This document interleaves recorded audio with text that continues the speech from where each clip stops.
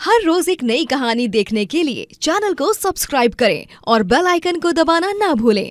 वेदनगर कहकर एक गांव में मानसी नामक एक गरीब औरत रहा करती थी।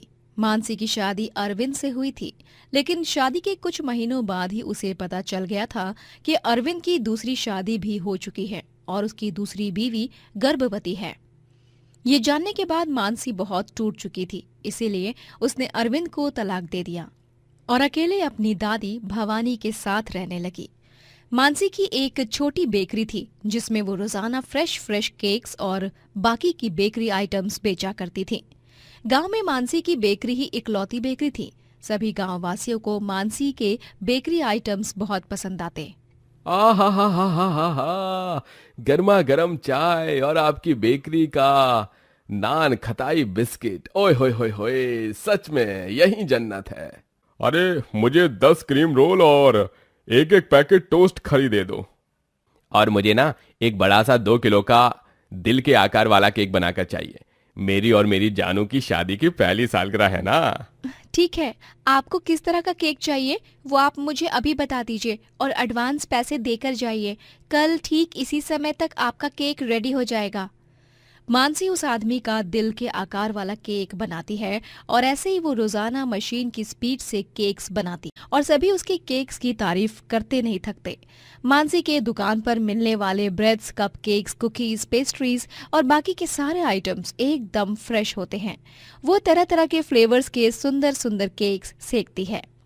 मानसी बेकरी के जरिए अच्छे खासे पैसे कमा लेती है और उसी से अपना गुजर बसर करती है। एक सुबह भवानी मानसी से कहती है, मानसी बिटिया, तू दिन रात इतना सारा काम करती है, तुझे ना तो जरा सी खुशी है ना ही आराम। मैं जानती हूँ कि तेरे अतीत में जो कुछ भी हुआ है तू उससे अभी तक उबर नहीं पाई है। अरविंद ने जो चोट तेरे मन को पहुंचाई है वो अभी तक ठीक से भर नहीं पाई है, लेकिन इसका मतलब ये तो है नहीं ना कि तू जीवन भर बस अकेली ही जीती रहेगी। हाँ बिटिया, तुझे भी तो किसी हमसफर का, किसी जीवन साथी का साथ चाहिए ही होगा ना। इस दुनिया में कोई भी अकेले नहीं जी सकता बिटिया। किसने कहा माँ? किसने कहा आपसे कि इस दुनिया में कोई अकेले नहीं जी सकता? माँ, फिलहाल अभी जो मेरी जिंदगी में चल रहा है ना, मैं उससे बहुत खुश हूँ। मुझे किसी की भी कोई जरूरत नहीं है और मैं बस अपने काम पर फोकस करना चाहती हूँ और आपका ध्यान रखना चाहती हूँ। अरे लेकिन बिटिया। अम्मा, बस अब इस टॉपिक पर हम और कोई चर्चा या बातचीत नहीं करेंगे। अगर भगवान जी ने मेरी जिंदगी में किसी का आना लिखा है तो वो व्यक्ति जरूर आकर रहेगा। चलिए, आज बहुत सारे केक्स के ऑर्डर है, मुझे जल्दी से जाकर पहले वो वाइप्ड क्रीम तैयार करनी है। वनीला चॉकलेट और रसमलाई फ्लेवर्स तैयार करने हैं। चोको चिप्स खत्म हो गए हैं, उन्हें खरीदना है मार्केट से। दुनिया भर का काम पड़ा है अम्मा। मानसी को अब बस अपने काम से ही प्यार था। वो बहुत अच्छे अच्छे केक्स बनाती और कब काम करते करते उसका दिन निकल जाता उसे इस बात की खबर ही नहीं रहती। एक दिन उसके बेकरी पर एक युवक आता है जो कि एक यूट्यूब व्लॉगर होता है। वो उसके बेकरी का वीडियो शूट करता है और थोड़े ही दिनों बाद मानसी बहुत फेमस हो जाती है। ये देखिए मानसी दीदी, आपके वीडियो पर पूरे 1 मिलियन व्यूज हो चुके हैं और लोगों को आपके डिवोर्स के बाद के डेवलपमेंट को देखकर बहुत प्रेरणा मिल रही है। तलाक के बाद भी औरतें नई जिंदगी शुरू कर सकती हैं, इस बात से काफी औरतों को इंस्पिरेशन मिली है। और तो और सभी आपके बेकरी के एड्रेस मांग रहे हैं। आपको हजारों केक ऑर्डर्स आए हैं। हाय रब्बा, ये तो कमाल ही हो गया। मुझे तो यकीन ही नहीं हो रहा है कि मैं इतनी फेमस हो गई हूँ। अभी आप अपना खुद का एक सोशल मीडिया अकाउंट बनाइए जिसमें आप अपने केक्स और बाकी बेकरी आइटम्स के डिजाइन्स और उनकी पूरी रेसिपी शेयर किया कीजिए और देखना आपको ऑनलाइन ऑर्डर्स भी मिलेंगे फिर। थैंक यू सो मच भाई, तुम्हारी वजह से मैं इतनी आगे जा पा रही हूँ। मेरी तरफ से तुम्हारे लिए इस पूरे महीने सारे केक्स फ्री, जितने चाहिए उतने ले जाना। और सिर्फ केक्स ही नहीं, बाकी की बेकरी आइटम्स भी। कोई नहीं दीदी, थैंक यू तो मुझे आपको कहना चाहिए क्योंकि आपका वीडियो ही वो पहला वीडियो है जिसके 1 मिलियन हुए हैं। आपकी वजह से मेरे चैनल की बहुत प्रगति हुई है। मानसी अब अपना सोशल मीडिया अकाउंट भी बनाती है और वो सोशल मीडिया के जरिए पूरी दुनिया से अपने बेकरी आइटम्स और तरह तरह के डिजाइन्स के केक की विधि शेयर कर पाती है और थोड़े ही दिनों में उसके हजारों फॉलोअर्स भी हो जाते हैं। उसकी बेकरी शॉप पर अब दिन भर ग्राहकों की लाइन ही लगी रहती है। भवानी को मानसी पर बहुत गर्व महसूस होता है। एक दिन मानसी अखबार में एक इश्तिहार पढ़ती है जिसमें बेकिंग कॉन्टेस्ट के बारे में सब बताया होता है। मानसी उस इश्तिहार को पढ़कर बहुत खुश हो जाती है। अरे अरे क्या हुआ ऐसा? जरा अपनी इस बूढ़ी अम्मा को भी बता, हैं? क्यों इतना मुस्कुरा रही है अखबार पढ़ कर? अम्मा अम्मा ये देखिए, ये अखबार में इश्तिहार दिया गया है बेकिंग कॉन्टेस्ट के बारे में। दिल्ली में एक बहुत बड़ी बेकिंग प्रतियोगिता होने जा रही है जिसमें जो बेकर अच्छे से अच्छा केक बनाएगा उसे इनाम के तौर पर पूरे 5 लाख रुपए और एक सोने की ट्रॉफी मिलेगी। अरे वाह, ये तो बहुत ही बढ़िया खबर है बिटिया। हाँ माँ, और तो और इस कॉन्टेस्ट में जो एंट्री है वो एकदम फ्री है। बस मुझे गांव से दिल्ली शहर जाने के लिए पैसे खर्च करने होंगे। आशीर्वाद दीजिए अम्मा, मैं इस कॉन्टेस्ट को जीत कर आऊं। अरे मानसी बिटिया, मेरा आशीर्वाद तो हमेशा से ही तेरे साथ है। अरे तू जा और जीत कर ही आ। मैं यहाँ दिन रात तेरे लिए प्रार्थना करूंगी। हाँ। मानसी ट्रेन में बैठकर दिल्ली के लिए रवाना हो जाती है। वो दिल्ली पहुंचकर बेकिंग कॉन्टेस्ट के लोकेशन पर पहुंचती है जो कुतुब मीनार के ठीक पास में होता है। कॉन्टेस्ट शुरू होने से पहले मानसी हाथ जोड़कर प्रार्थना करती है। हे माता रानी, आज आपको मेरा साथ देना ही होगा। आज मेरे जीवन का सबसे बड़ा इम्तिहान है। इस कॉन्टेस्ट को जीतना मेरे लिए बहुत बहुत बहुत जरूरी है। मानसी जब अपनी जगह पर जाती है तभी उसके बगल में खड़ा प्रतियोगी भारत उसे पहचान लेता है। अरे, ये तो वही लड़की है जिसका वीडियो कुछ दिनों पहले वायरल हुआ था। ये तो एकदम सॉलिड बेकर लग रही है। नहीं नहीं, मुझे इसके केक की वाट तो लगानी होगी, वरना ये बाकी सबकी वाट लगाकर जीत जाएगी। मेरा दोस्त भी बता रहा था कि इसके केक के स्वाद बहुत अच्छे हैं और टॉप क्लास होता है इसका केक, गांव से होने के बावजूद भी। मानसी एक बहुत ही सुंदर केक बनाती है जिस पर बाद में भारत चुपके से चिली पाउडर डाल देता है। जब जजेस सबके केक्स चखते हैं तभी मानसी ही विनर होती है। And the winner is Mansi Shekhawat. सभी तालियां बजाते हैं लेकिन भारत के चेहरे का रंग उड़ जाता है। वो इस बात से हैरान होता है कि उसकी साजिश के बावजूद भी मानसी ही कैसे जीती। क्यों भारत, चौंक गए ना? ऐसा लग रहा होगा ना कि तुम्हें मेरे केक में चिली पाउडर मिलाया, उसके बाद भी मैं ही कैसे जीती? ऐसा कैसे हो सकता है, बताओ। जब तुम अकेले में बातें करते हुए मेरे खिलाफ प्लान बना रहे थे ना, तभी मैंने तुम्हें सुन लिया था। और जब तुम अपने केक को बनाने में व्यस्त थे तब मैंने अपना केक को दूसरे केक से बदल दिया और अपना केक जाकर जज सर को दे दिया और उन्होंने भी तुम्हें सीसीटीवी फुटेज द्वारा केक में चिली पाउडर मिलाते हुए देख लिया था। I am sorry sir. चुप रहो तुम, तुम्हारी फुटेज को हम वायरल करेंगे जिससे पूरी दुनिया को तुम्हारे बारे में पता चलेगा। मानसी उस कॉन्टेस्ट को जीतकर गांव से दिल्ली शिफ्ट हो जाती है और वो वहां पर अपनी एक बड़ी बेकरी खोलती है जो कुछ ही महीनों में नंबर 1 बेकरी बन जाती है। लोहारगंज में रह रहे त्रिवेदी परिवार में दामिनी अपने बेटे उत्कर्ष संग रहती है। उत्कर्ष को आए दिन विदेश में ऑफिस के काम से जाना पड़ता है और इस बार वो जापान गया था। उत्कर्ष की मां दामिनी, पिता रघुनाथ और बहन पंखुड़ी उत्कर्ष को इतने लंबे समय के बाद देखने के लिए बहुत उत्सुक होते हैं।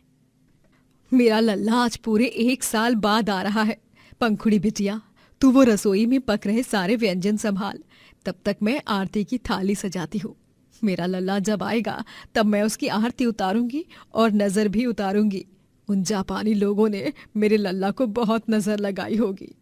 हाँ हाँ, जैसे कि तुम्हारा लल्ला तो सलमान खान ही है जो सारे जापानी अपना काम धाम छोड़कर उसे नजर ही लगाएंगे। क्या बात करती हो दामिनी। दामिनी आरती की थाली सजाती है और उत्कर्ष के आने का इंतजार करती है। कुछ ही देर बाद घर की डोरबेल बजती है और जैसे ही दामिनी घर का दरवाजा खोलती है वो देखती है कि उत्कर्ष एक जापानी लड़की के साथ शादी करके आया है। जापानी लड़की ने जापान का कॉस्ट्यूम किमोनो पहना होता है और दोनों ने भी गले में वरमाला पहनी होती है। जापानी बहू को देखकर दामिनी के हाथ की आरती की थाली नीचे गिर जाती है। हे भगवान, लल्ला, ये तूने क्या कर दिया? एक जापानी लड़की को इस घर की बहू बना लाया तू। हाँ मम्मी जी, ये मियोको है। मियोको और मैं जापान में एक दूसरे को मिले और वहीं पर हमें एक दूसरे से प्यार भी हुआ और शादी भी कर ली।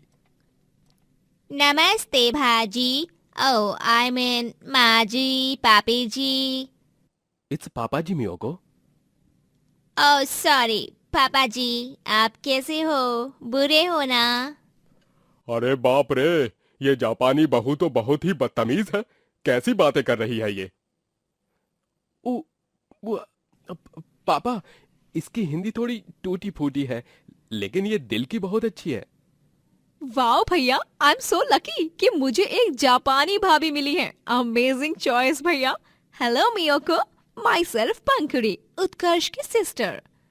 हेलो पेनकुरी, कैसी हो तुम? इस तरह जापानी बहू मियोको घर में गृह प्रवेश करती है। सास दामिनी और ससुर रघुनाथ तो उससे बात तक नहीं करते और उसे ताने देते रहते। अपनी पहली रसोई की रस्म में मियोको जापान की फेमस डिश सुशी बनाती है। चाचूमा, पापी जी, ये देखिए, ये मैंने क्या पकाया है। ये है सुशी, हमारी जापान की फेमस डिश। अरे वाह, अपनी पहली रसोई की रस्म में sushi. What a solid idea. I just love sushi. इसे चॉपस्टिक से खाते हैं। Miyoko, can you teach me how to eat food using chopsticks? Obviously dear.